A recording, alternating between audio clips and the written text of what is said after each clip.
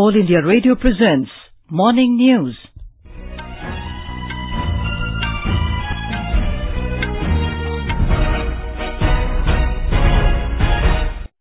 Good morning, I'm Anuja Kumar.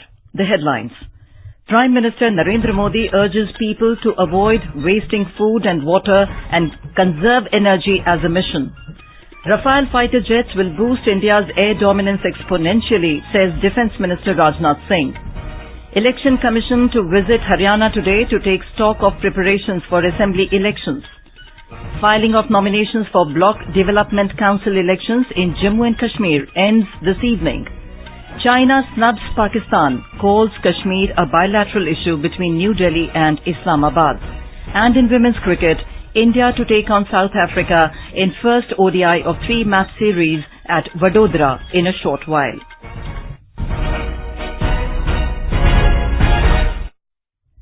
Prime Minister Narendra Modi has urged the people to conserve energy and water.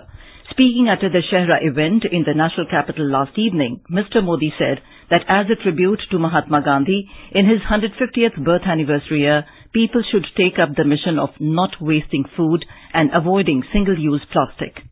अगर मैं पानी बचाता हूँ वो भी एक संकल्प हो सकता है। मैं कभी खाना खाता हूँ जूठा नहीं छोड़ूंगा ये भी संकल्प हो सकता है। मैं बिजली बचाऊं ये भी संकल्प हो सकता है।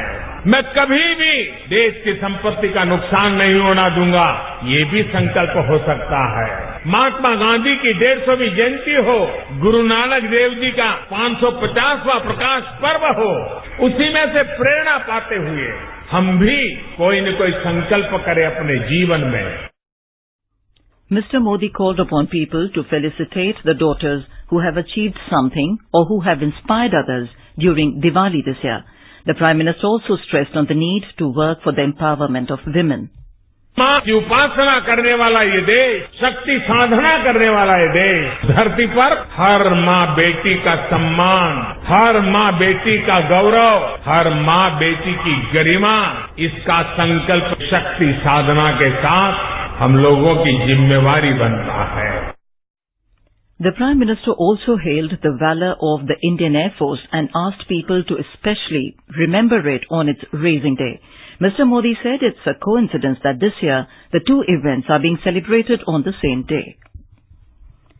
Defence Minister Rajnath Singh has said that Rafale multi-role fighter jets will boost India's air dominance exponentially. Talking to media persons at Haryana in France, Mr. Singh said that aircraft will enhance the Indian Air Force's combat capability massively. Rafale aircraft की delivery निर्धारित समय से हो रही है और यह विमान हमारी वायुसेना की शक्ति में वृद्धि लाएगा। हमारा फोकस वायुसेना को समृद्ध करने और उसकी क्षमता को बढ़ाने पर है। हमें विश्वास है कि फ्रांस द्वारा सभी 36 रफाल एयरक्राफ्ट और संबंधित इक्विपमेंट्स व वेपन सिस्टम्स की डिलीवरी टाइमलाइंस को पूरा किया जाएगा। The minister said India does not purchase arms and other defence equipments to threaten any country, but to increase its capabilities and strengthen defences. Defence Minister yesterday formally took delivery of the first of the 36 French-made aircraft acquired by the IAF. Mr. Singh attended the handover ceremony along with his French counterpart Florence Parley at aircraft maker Dassault Aviation Facility in Mérignac, southwestern France. Mr. Singh performed Shastra Puja on the new aircraft and undertook a sortie in the Rafale. He said Indian Air Force is the fourth largest in the world and the Rafale combat aircraft will make us even stronger to ensure peace and security in the region. The Defence Minister said it marks a new milestone in the Indo-French strategic partnership and indeed a new high in the bilateral defence cooperation. Mr. Singh said the strong cooperation between India and France will continue to grow and contribute to global peace, prosperity and environmental sustainability. India had ordered 36 Rafale fighter jets from France in a deal worth 59,000 crore rupees in September 2016. All 36 jets are expected to arrive in India by September 2022. The Election Commission will visit poll-bound Haryana today to take stock of the preparedness of Assembly elections in the state. During the two-day visit, Chief Election Commissioner Sunil Arora, along with Election Commissioners Ashok Lavasa and Sushil Chandra, will be holding a series of meetings with various stakeholders. They will also hold meetings with the state's Chief Electoral Officer, police, and the representatives of various political parties. With a few days to go for Haryana Assembly polls, a galaxy of top leaders from different political parties will be campaigning in the state over the next few days. Now, let's go live to our Chandigarh correspondent, Ashwini Sharma, for more updates. Ashwini, what latest updates do you have on poll-related activities in the state? Anuja, in Haryana, all the political parties to campaign extensively today, when only 11 days are left in Haryana to go for poll. BJP senior leader and national president Amit Shah is going to address the rallies at Kaithal, Hisar, Bhiwani and Rohtak today. Similarly, former Chief Minister Bhupender Singh Hooda, JDP leader Dushyant Chautala, Yogendra Yadav of Swaraj India and other local prominent leaders are going to campaign extensively today. Thank you, Ashwini, for the update. In Maharashtra, with less than a fortnight to go for the assembly elections, political parties are pulling out all the stops by reaching out to the voters. Rallies, roadshows, door-to-door campaigns, besides making use of social media for campaign trails, are being undertaken by leaders of various political parties. On Vijayadashmi, several leaders organized rallies to launch their poll campaigns. More from our correspondent. BJP President Amit Shah addressed election rally for party nominee from Bid, Pankaja Munde at Savargaon yesterday, where he not only praised Prime Minister Narendra Modi over the issue of abrogation of Article 370, but also lauded him for doing great work for the OBCs. Shah said that the Prime Minister addressed the issue of backward classes by setting up the OBC Commission, which the previous governments couldn't do. Sena Chief Uddhav Thackeray also made a mention of abrogation of Article 370 and said that it was the dream of his father and party founder Bal Thackeray. Meanwhile, the Election Commission has filed 477 cases against individuals for possessing illicit liquor, breaching of peace and security, among others. Kunal Shinde, AIR News, Mumbai. The two states will go to polls on the 21st of this month. Voting will take place for 288 assembly constituencies in Maharashtra and 90 seats in Haryana. Counting of votes will be held on the 24th of October. The filing of nominations for elections to chairpersons of Block Development Councils (BDC) in the 310 blocks of Jammu and Kashmir will end today. The scrutiny of nominations will take place tomorrow, and the last date for withdrawal of nominations is Friday. The polling will be held on 24th of October from 9 a.m. to 1 p.m. and counting of votes will be taken up from 3 p.m. on the same day. The process of the elections for the second tier of the Panchayati Raj system will be completed by 5th of November. The elections were being held on party basis.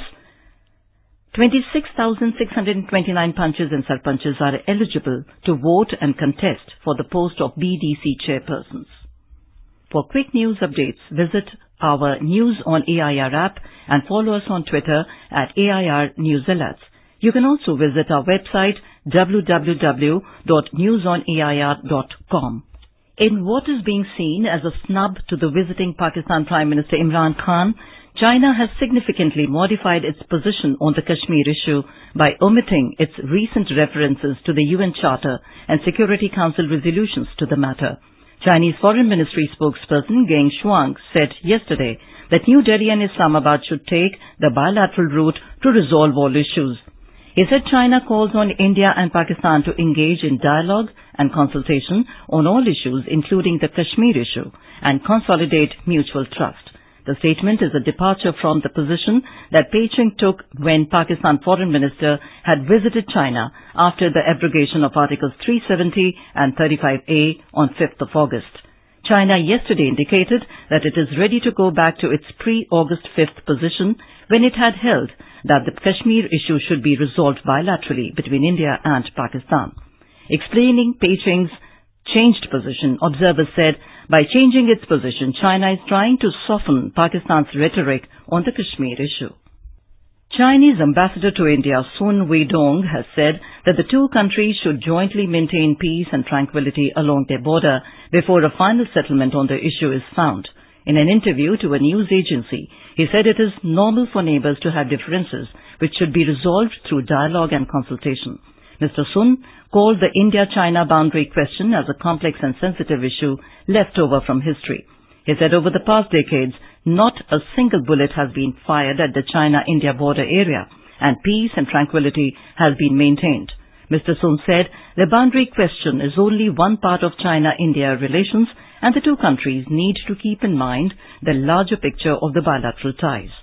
Chinese President Xi Jinping is expected to arrive on Friday to hold the second informal summit with Prime Minister Narendra Modi in the coastal town of Mamallapuram. The first informal summit between the two leaders took place in picturesque Chinese lake city Wuhan in April last year. The United States has said that it will curb visas for Chinese officials over repression of Uyghurs and other Muslims in the western region of Xinjiang. In a statement, Secretary of State Mike Pompeo said the United States calls on China to immediately end its campaign of repression in Xinjiang. The move adds to the tensions between the US and China only a day before the high-stakes trade talks resume. Afghan officials have confirmed that the leader of Al-Qaeda's South Asian branch was killed in a US-Afghan joint raid in southern Afghanistan in September. Asim Umar, who led Al-Qaeda in the Indian subcontinent AQIS since its inception in 2014, was killed during a raid on 23rd of September on a Taliban compound in Helmand province. Umar was killed along with 6 other AQIS members, most of them Pakistani. The raid was part of a lengthy overnight operation for which the US provided air support. Minister of Petroleum and Natural Gas Dharmendra Pradhan participated in the ceremony for commissioning the infrastructure facilities constructed to support the proposed oil refinery project in Mongolia. Prime Minister of Mongolia Ukhanagin Khurelsukh, 6 cabinet ministers and governor of Dorongovi province also participated in the ceremony. In women's cricket, the first ODI of the 3-match series between India and South Africa will be played in Vadodara this morning. The match will begin at 9 a.m. Meanwhile, India yesterday dealt with a major blow as opener Smriti Mandhana is ruled out due to an injury. She suffered a fracture in her right toe after being struck by a ball during a net session. Seam bowling all-rounder Pooja Vastrakar has been drafted in as her replacement. The second cricket test of a 3-match series between India and South Africa will be played from tomorrow in Pune. Following the tied T20 series between the two nations, Virat Kohli-led India team got a comfortable 203-run victory in the first test in Visakhapatnam. In tennis, India's Rohan Bopanna and his partner Denis Shapovalov entered the pre-quarterfinals of the Shanghai Masters doubles event. The pair yesterday defeated Russian pair of Karen Khachanov and Andrei Rublev 6-1, 6-4 in the opening round in Shanghai. And now for an overview of today's newspapers, it's over to Abhishek Kumar. Thank you, Anuja. The Defence Minister inducting the first jet Rafale in IAF and flying a sortie makes headlines in all the dailies today. Rafale boost for Indian airspace, writes the Pioneer. China softens Kashmir stance ahead of President Xi's visit, reports the Tribune. A headline on the front page of the Hindu reports, Canadian-American 2 Swiss stargazers win Physics Nobel for exploring the evolution of the universe. Task force to improve India's rights record, says Hindustan Times, as mandated under UNHRC. The Economic Times reports of a proposed move to improve transparency and reduce litigation in corporate insolvency under the headline, Time-Bound E-Bidding to Speed Up Insolvency and Bankruptcy Code IBC Resolution. Citing the Air Force Day celebration yesterday, the statesman notes Abhinandan Balakot heroes lead IAF parade. And finally, in a first for Delhi, no Durga idol is immersed in Yamuna, reports the Times of India. With that, it's back to you, Anuja. Thank you, Abhishek. And now, before we end the bulletin, the headlines once again. Prime Minister Narendra Modi urges people to avoid wasting food and water and conserve energy as a mission. Rafale Fighter jets will boost India's air dominance exponentially, says Defence Minister Rajnath Singh. Election Commission to visit Haryana today to take stock of preparations for assembly elections. Filing of nominations for Block Development Council elections in Jammu and Kashmir ends this evening. China snubs Pakistan, calls Kashmir a bilateral issue between New Delhi and Islamabad. And in women's cricket, India to take on South Africa in first ODI of 3-match series at Vadodara in a short while. And with that, we end the morning news. Have a nice day.